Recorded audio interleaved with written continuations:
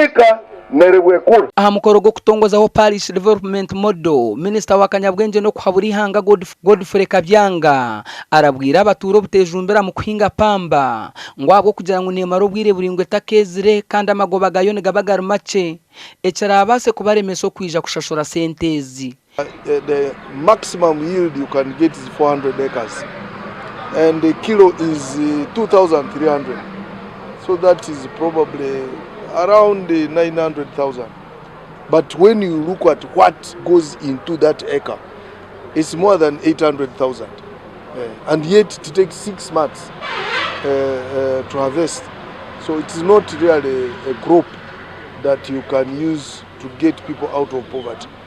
Elias bya Mungu Ordis wa Kasese nagira ngo abaturana munonga abahinji bakire kurebeka ngo ibihingwa byabo byagera umutindo. Given you, now you use it productively, but along the way the wider surplus should be channeled into value addition, so that all the surpluses in the market are pulled and then processed and improved, and we send it to the wider market in the locality, in the national system, and even in the regional system and international systems.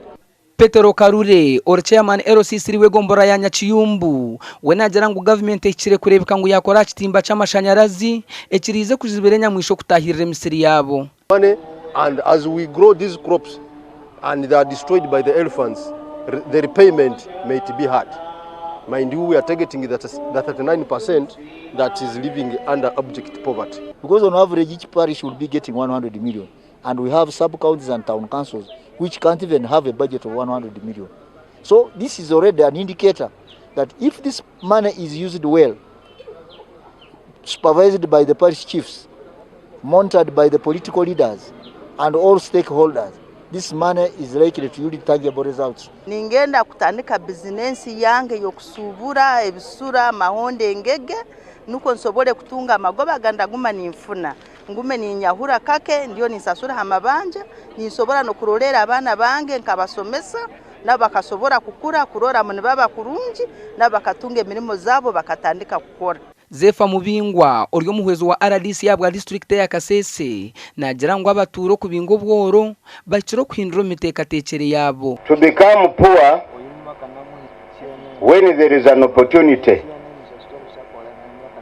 is a decision of the mind.